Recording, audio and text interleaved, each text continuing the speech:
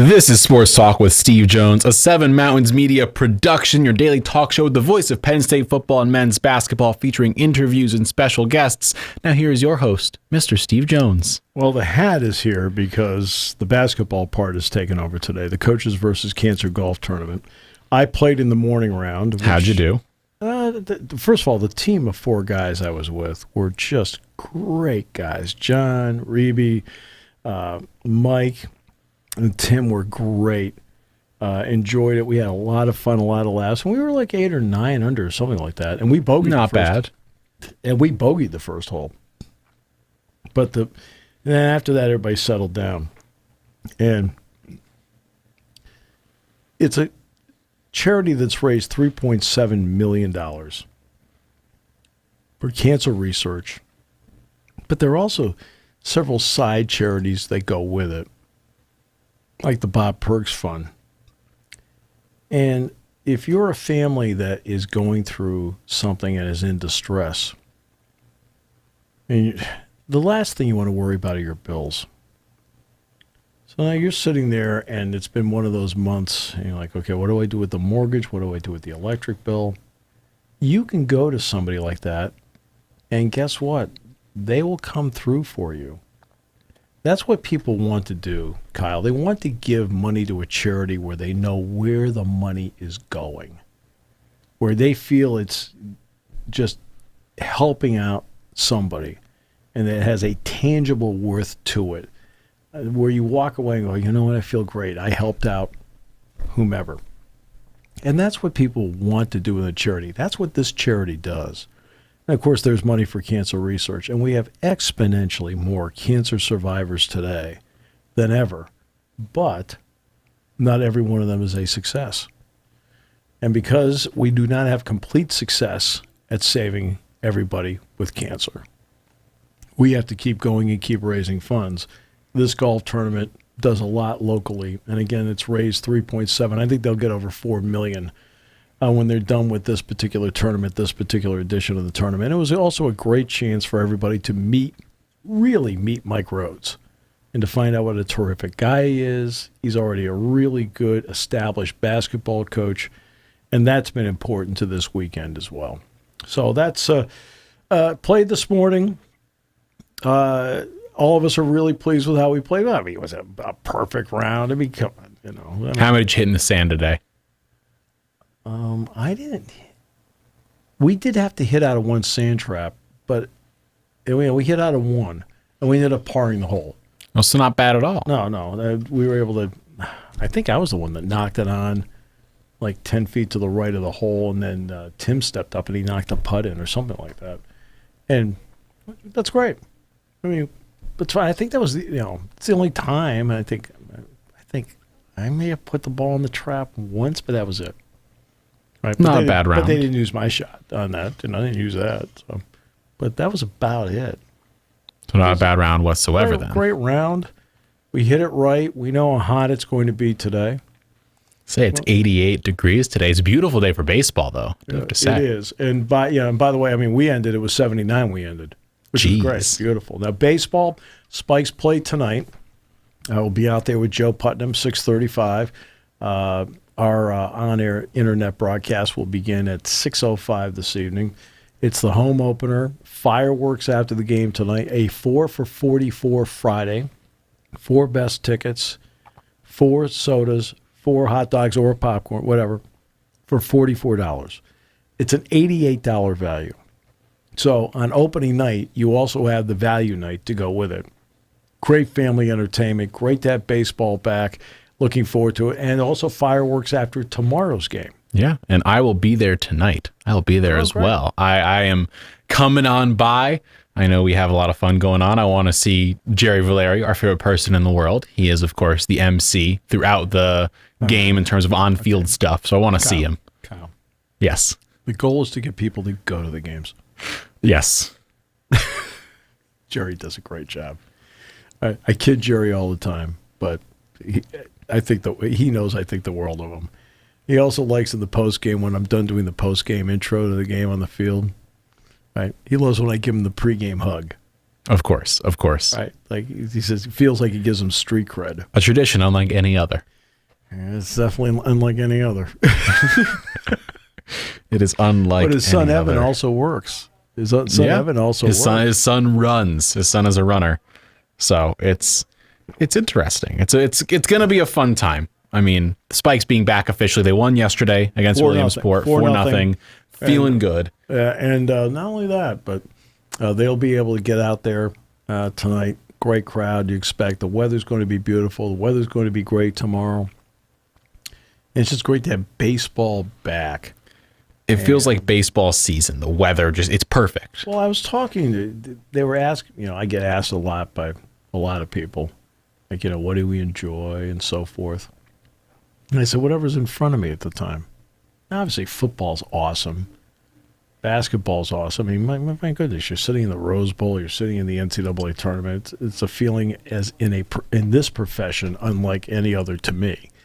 And then you get to baseball. And I remember I had a long conversation with Eli Gold, who is the play-by-play voice of Alabama football. Eli, by the way, is doing much better. We want to talk about a cancer survivor. Eli just missed this past season because Eli was undergoing cancer treatment. And he was able to ring the bell. Woo! He was Love able that. to ring the bell. And I think Eli rang the bell in March, I think it was. But a couple of years ago, he and I were chatting. And Eli has done a lot of sports in his career. In fact, do you want to know what his favorite sport is? What is his favorite sport? Hockey. Really? He grew up in New York. He would get seats in the last row at Madison Square Garden and watch the Rangers. Okay. He actually did the Birmingham Toros of the WHA years ago. But for a long time, he was doing Alabama football, Alabama basketball, and then baseball, softball in the spring. And I said, Eli, I don't know about you. I said, I feel like changing sports keeps you fresh. And he goes, oh, my goodness. And Eli says, it keeps me absolutely fresh, where I can go from one season to the next. There's just enough differences and nuance in each where it just brings something special to the table. And that's the way it is with me. Same way. Like I said to Eli, I said, you're absolutely right. So it keeps you fresh when you do something like that. Yeah. And so I love the change of pace in going to baseball. And tell me if I'm wrong, but I believe most broadcasters usually do multiple sports. A lot do multiple. That some will do. Yeah. I mean, look in the pros. Ian Eagle does the Brooklyn Nets and then goes over and does football. And then he does the baseball and hockey and he does everything because he's the best. Well, you're going to hear Kenny Albert tonight. I talked to Kenny on Wednesday. Kenny does Major League Baseball on Fox, the NFL on Fox. He does basketball from time to time, and he does hockey. And he's great at all of them. He's not good at all of them. He's great at all of them. And, yeah, I mean, there's certain guys that are just a sport guy. Like Greg Brown is a baseball announcer. Scott Fransky is a baseball announcer. But Tommy McCarthy, who does the Phillies, well, guess what? Tommy does basketball. He did the NCAA tournament. He did the Dayton part of the NCAA tournament this year. Tommy does the NFL on CBS, and Tommy does the Phillies. Okay. So you got guys like that do for years. Now, I know he just does the Cleveland Guardians now, but I got to know Tom Hamilton really well because Tom would do BTN games, basketball. Mm-hmm. Before leading back into the Guardians. Brandy Gowden, who's the voice of Madden, has done the NFL on Fox, college football on BTN, and college basketball on BTN. Well, he's now the TV voice of the Atlanta Braves. Right? Because Chip Carey took the Cardinals job. And Brandon Gowden is just a great guy. He'd been the play-by-play voice of Butler at one point. But, we've had him on the show multiple times. All you have to do is make a phone call. Yeah, I'll do. What day do you want me? Yeah, that's the kind of guy he is. Yeah. So a lot of guys do change up, and I think it's, it's good. It feels like it's a year-round deal. And, for me personally, just enjoy it. To me, baseball is such a relaxing sport to do. It is. Even though it's getting faster, which is obviously a good thing because it's not going 4 hours in terms of game time. Yep. it's still a slow enough game that you can kind of breathe a bit and you can relax and you can enjoy what you're watching versus a constant back and forth. Sure. Like some games, let's say in the NBA might be. Well, let's transition to that because the Nuggets did, I think, the expected in game one. They did. They won. It was 104-93 was final score. And I felt like for Miami, the uphill part was going to be three-pronged. One, of course, playing on the road. Two, playing at altitude because they're not used to it. But three, you're coming off a Game 7 where you had to work and grind it to get there, where you had you had 4 closeout games, and you finally closed it out in the fourth and final try, and that's mentally wearing. I see on Sunday another struggle because now playing a second straight game at altitude becomes a problem. So we'll see how it plays out. But Jokic, I felt, put on a show last night for America that has probably not seen him that often. Now you know what people are talking about because I thought he played, if you're going to grade on a scale to 100, I felt he played like a 92 last night. 27, 10, 14 is all you need from Jokic to win every basketball game. You can just get that production week in, week out, and never lose ever again. And it helps when Jamal Murray goes 26 points and 10 assists as well. I mean, that's a big 10 assists from Murray. So, well, I've said all year I've said one of the biggest differences in the NBA this year is the return of Jamal Murray. Yeah. Coming back from an ACL because Denver was a good 47, 48 win team last year without him. With him, wow. Yeah, they're big. And if I may ask you, did you see any of the stats from last night's game or no? I did not look at the stats last night. I want you to give me your guess as to how many free throws the Miami Heat shot. 2. They shot 2 free throws. They made 2 free throws, both by Haywood Highsmith. That is the lowest number of free throws ever shot in a NBA Finals game, I believe, ever, or even postseason it might be.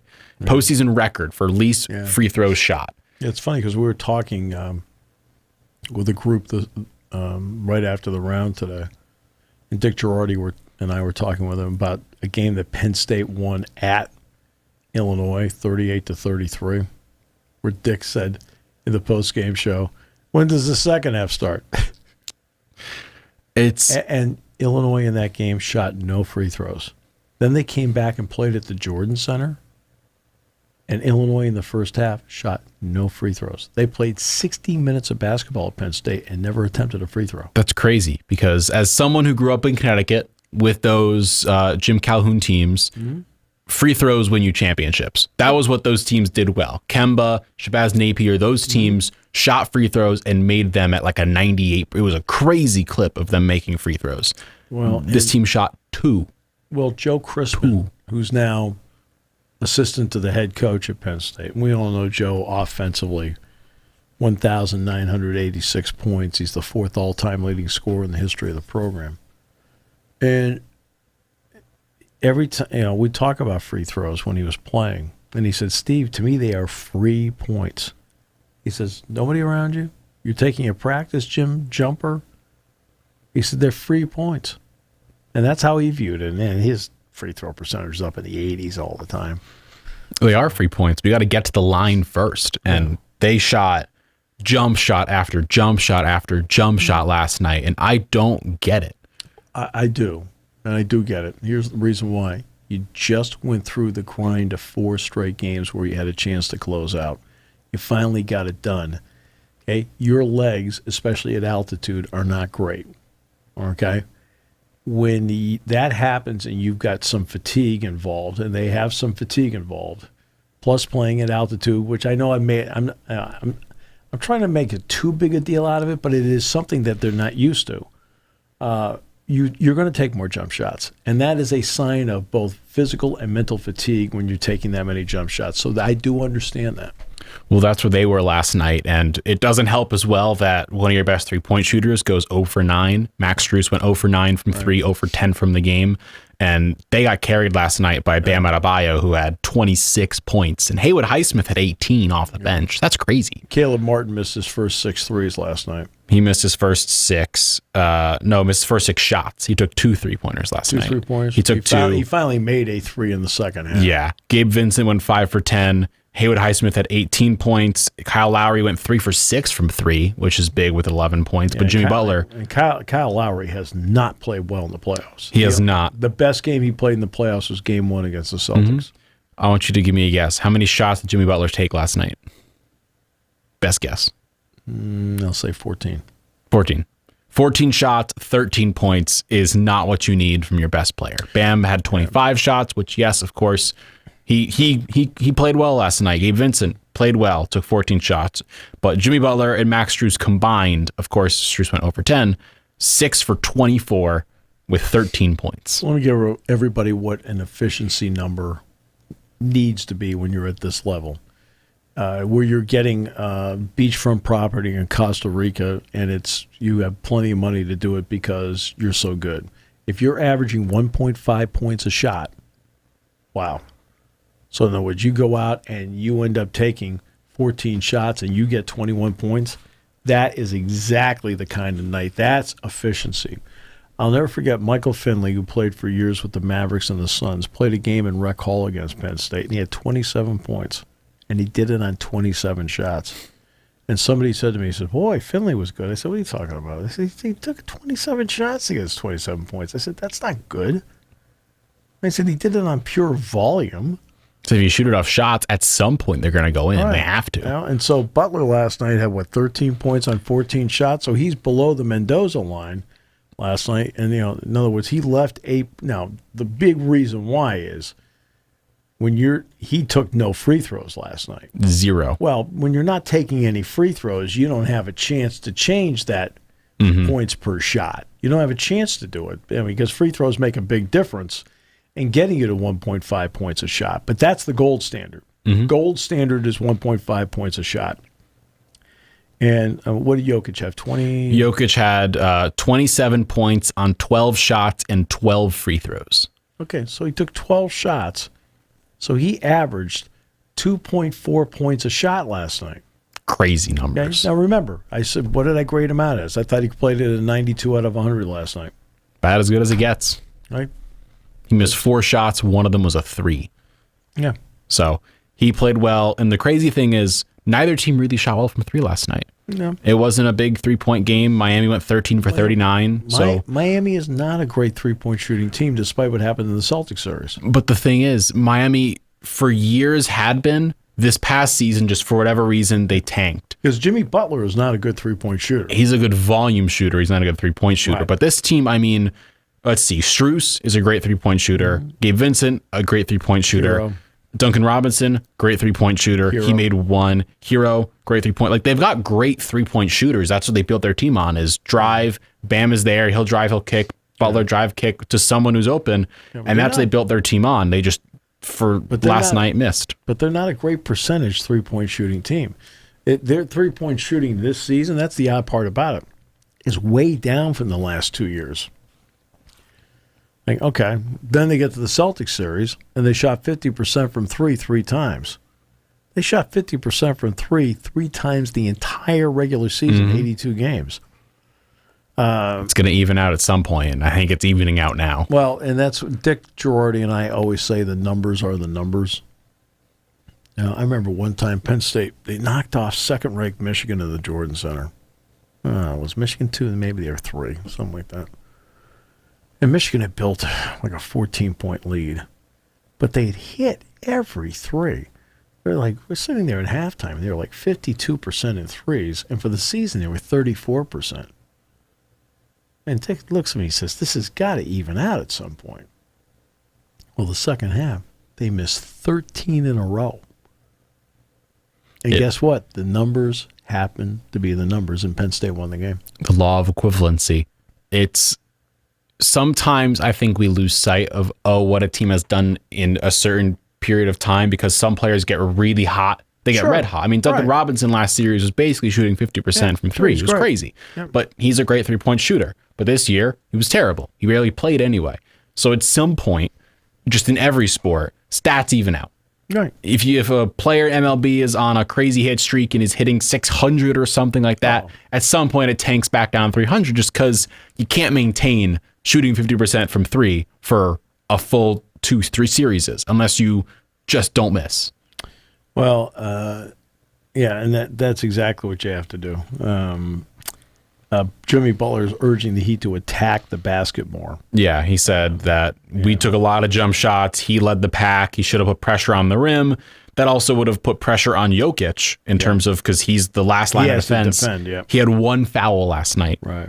The entire game, the two teams combined for, I think it was 23 fouls. The Nuggets had 8. Miami had 15. Right. So they need to drive. They need to put pressure on the basket. And it was interesting last night to see the defense. I mean, Miami kept it with their short lineup again. They went with Gabe Vincent, Max Strus, Jimmy Butler, Caleb Martin, and Bam. They went short. They went small. The players off the bench, they used Highsmith, Duncan Robinson, and Kyle Lowry, and that was it. Yep. Again, decently going pretty short yet again. No Cody Zeller, except for 8 minutes. Omer Yurtseven, 1 minute.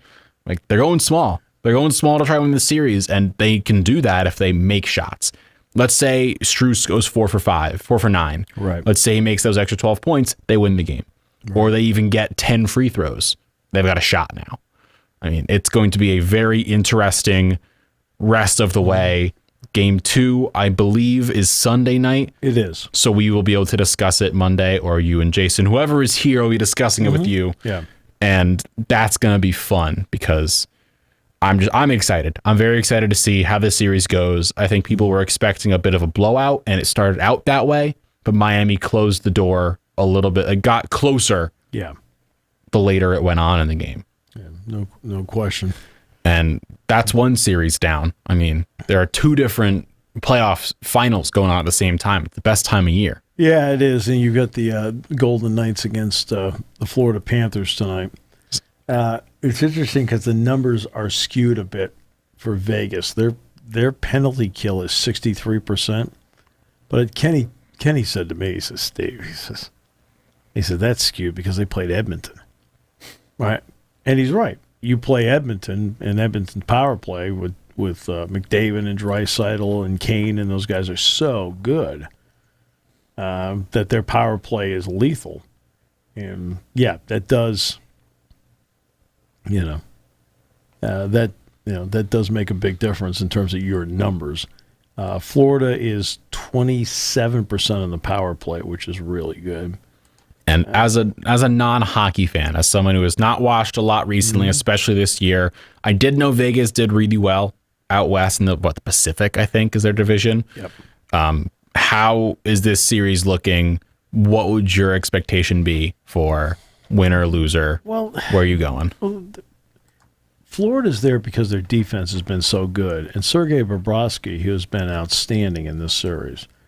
People forget the first 3 games against the Bruins, he didn't start. Okay, well, they finally went to him. And when they went to him, he was ready. And it's and I think he's been the difference in what they've done. Their defense, they do block a lot of shots. That'll be important in this series. I think the player that Florida has to stop is Jack Eichel. Eichel is finally, everyone remembers that that Eichel was the second overall pick behind Connor McDavid, so he's always had this comparison to him. Well, now he's got the stage to himself, and between he and Tkachuk, who's for Florida, I think it's going to depend on which one of the 2 stars can find their groove offensively quicker as to who wins. I think Vegas wins. I think Vegas wins in 6 games. It's going to be a grind. Vegas is going with their backup goaltender. Vegas is going with their 5th different goaltender this season. I'm still going to pick them. And, I mean, it helps they're definitely the home team. I would assume that helps that they're the home. They're at, T-Mobile Arena in Vegas. Absolutely. And the line currently per, I think, Caesars is 140, minus 140 for Vegas. And I know you're not a betting man, but that's decent. Over under 5.5. So it's interesting. It's a very interesting series, and I will attempt to watch it because I do want to talk about it. It, of course, as we've said, is going to be on TNT. Yes, because they've got hockey now. So and they rotate. They will rotate back and forth years. ESPN gets it next year. Yeah. But it's TNT this year, so it's Kenny, Eddie Olczyk, Keith Jones. Terrific. That means Penn State's Emily Kaplan is, in terms of the games, done for the year. So, and Emily did a great job this year working with Sean McDonough and Ray Ferraro. But yeah, that's going on as well. The SEC. I was going to say, this news came out late last night after we had already wrapped up. Mm-hmm. What is the decision for at least the next 2 years? What's happening? 8 games. 8 games next year, but in 2024. Well, no, it's going to be 8 games in 2024. Mm-hmm. But what is the change in 2024 is my question. No divisions. There we go, which is big. Right. Because it now means that things open up more. Because that whole SEC East and West thing was so weird. Well, look at the Big Ten. It just. You don't think that, with the Big Ten East has never lost the championship game to the West. No. And that was the thing for years of the SEC. It was always like, okay, Alabama or LSU, whoever gets there is going to win. Yeah. And that's pretty much, the West, the SEC West and the Big Ten East are the 2 toughest divisions in football. Now, I want to see how this works, because here's the reason why I'm wondering. I was out at Wisconsin for basketball, and they were talking about, they got to get rid of divisions. I said, okay. I said, let me ask you something. Is finishing 5th good? No. And they looked at me like, wow. Again, this is, Kyle, I think at some point you might see them go back to divisions. Not now, a few years, in a few years. And here's the reason why. You may be losing the championship game, but you win your division. Okay. You may have not made the championship game, but I finished 3rd. It'll look nicer. If you're going 1 through 16, the team that finishes 3rd in the West is finishing 7th or 8th. Looks a lot nicer when you put it that way. I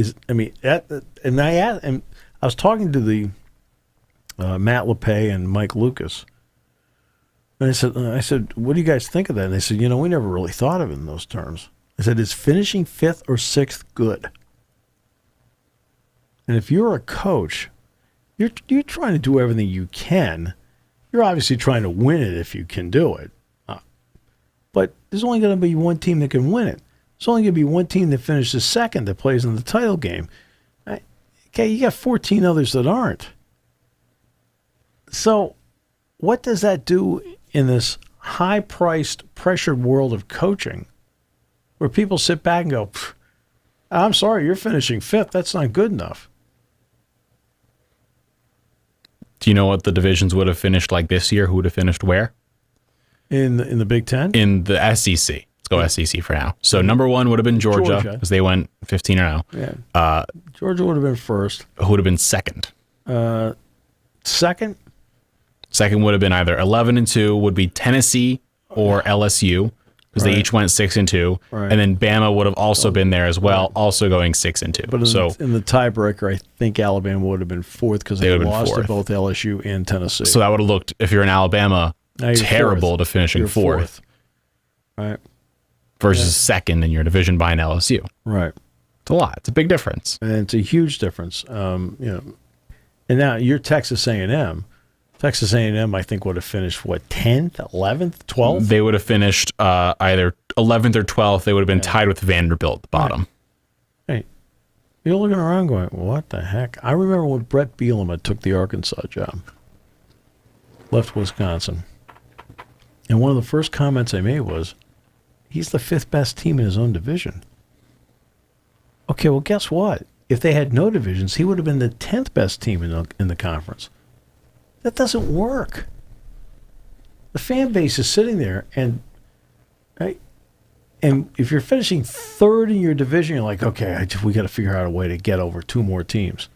But if you're doing 1 through 16, which is eventually what they're going to do when they get Texas and Oklahoma in, just like the Big Ten's going to go 1 through 16 with UCLA and USC when they get in, you're sitting there looking around saying, hey, whoa, wait a minute, we finished 8th. That's not good. It's not like it is not like basketball, where finishing 8th in the Big Ten can be good because you can get into the NCAA tournament. Yeah. Because the Big Ten is going to get 8, maybe 9 bids. And with USC and UCLA coming in, they might get 10 or 11 bids. Okay? So in basketball, you can pull that off. It is irrelevant if you finish in 7th place in the Big Ten in terms of perception, because that's going to be good enough to get you into the NCAA tournament. You're good. In college football, where there are only going to be 12 teams in the playoff, and maybe no more than 3 out of your conference. Hurts to finish 6th. You're finishing 6th or 7th with, you're looking around going, oh, okay, what are we doing here? Now, the 8-game schedule leaves flexibility for the middle-of-the-road teams in the SEC to build a cushion of 3 or possibly 4 games in non-conference, where if they can get 2 wins in the conference, they assure themselves of a bowl game. Okay, so that's a plus. And I'm sure that's part of it. I understand, believe it or not, where Alabama's coming from with Greg Byrne. He's the athletic director at Alabama. He was explaining to Dennis Dodd, and I talked to Dennis yesterday about this. And he said, Steve, he sat there and he was explaining that with the college football playoff, we don't know what the parameters are. He said, so I'd rather just keep it at 8 right now until we see how this works with 12. I said, okay, that's a fair answer. I can understand that. Because the college football playoff committee is not exactly what you would call transparent. They do not allow any of the voters to do any interviews. The only person that talks is the chairman of the committee. That's it. No, everybody else is sworn to silence. Okay, no offense. We're not sitting in the war room saying, hey, should we send billions more to Ukraine? Okay, now that's one where I'd like to keep it like in-house. Okay, who's ranked 8th in the college football playoff? It's not as important. Okay? It's not. Right? In relative terms, you can be transparent. It's college football. You can tell them why you voted a certain way. It's okay. What's wrong with that? In fact, they should tell us how everybody voted. Who cares? It's all right. Right? On a scale of 1 to 10 in importance, Manhattan Project being a 10. Okay? How you voted the college football playoff on November 18th? Negative. It's kind of low. Yet they've got that thing so tight that only the chairman can talk and nobody else can tell anybody about how they voted. Nothing. And so Greg Byrne is essentially saying, hey, look, we want to see how this plays out. So I'll give you an example. 2016, Washington loses 1 game. They do get to the playoff. Penn State wins its last 9 games. All right? Penn State ends up 11-2 in the regular season. They end up 5th. The non-conference for Washington, Idaho, Portland State, Tough opponent there. and their toughest Power 5 opponent, Rutgers.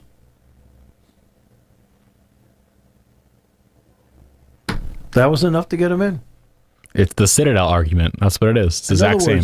Yeah, exactly right. In other words, the College Football Playoff Committee essentially told everybody in that particular year, your non-conference schedule did not matter if you won all the games. Didn't matter. Little Sisters of the Poor, fine. Just win big. That's fine. And that's the message they sent to everybody, that scheduling doesn't mean anything. Right? Oh, no, that's not what we say. Excuse me. They beat Portland State, Idaho, and Rutgers. Excuse me. Hey? You told us essentially that those 3 games didn't matter. Yeah. Then the next year, Penn State played Washington in the Fiesta Bowl and beat them.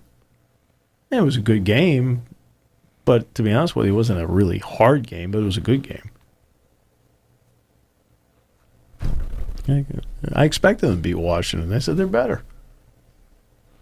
Gotta love secretive votes. They're just the best. Oh, I mean, look, they're sitting there. It's okay to tell everybody what you're doing. It's all right. It's college football. Okay? We're not inside the third ring of the Pentagon. Okay? Now, there, I expect some secrecy. Okay? When it comes to voting as to who you put 8th or 9th in the college football playoff, it's okay for us to know.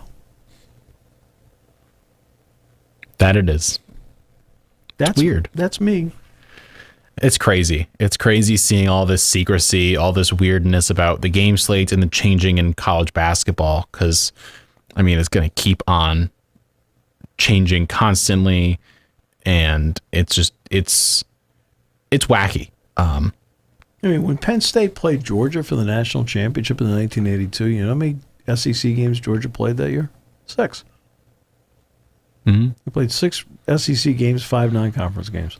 I know we're wrapping up shortly, but I do have some quick, I guess, breaking news, kind of, from Heather Dinich of ESPN. Mm-hmm. Big 12 Commissioner Brett Yormark said Friday the conference has a plan when it comes to expansion, and while league leaders are satisfied with their current membership, they continue to explore all options and considerations at this point in time.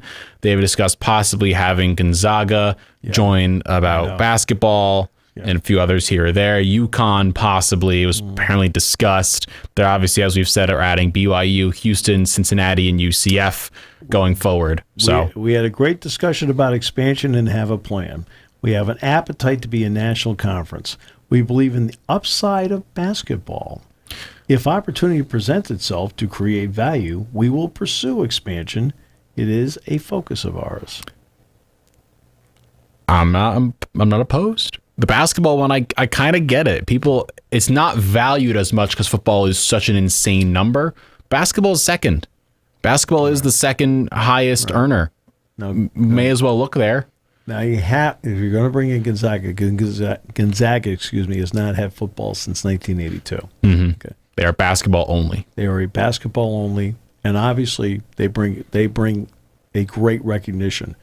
When you look at the average TV audience for a Gonzaga game, it's higher than UCLA.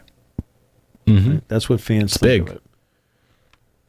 They would add that kind of value to the Big 12 if they were to go there. What the Big 12 has to work out is what is the financial share you give Gonzaga because they are not playing football. And even if they add a UConn, the same concept. Even though UConn has football, but they're not as good. Let's say they add both of them. Again, what do you give them? And also, geography, that's crazy. Right, geographically. UConn would be a full member, though. They would be. They would be a full member. And so it would not be a debate as to what you give UConn. You would give UConn the same as you would give Kansas State. But Gonzaga, okay, that's a different conversation because they don't play football. Well, great show today. Enjoyed it. Big weekend coming up. We got a lot of baseball coming up with the Spikes tonight and tomorrow, both at 6:35. Fireworks after the game as well. Coaches versus Cancer. Having another big fundraising day and a big fundraising weekend. And we're looking forward to talking to you about all this and more on Monday on Seven Mountains Media. And of course, thank you for tuning in to Sports Talk with Steve Jones, a Seven Mountains Media production. Check back daily for all the latest sports news and analysis with the voice of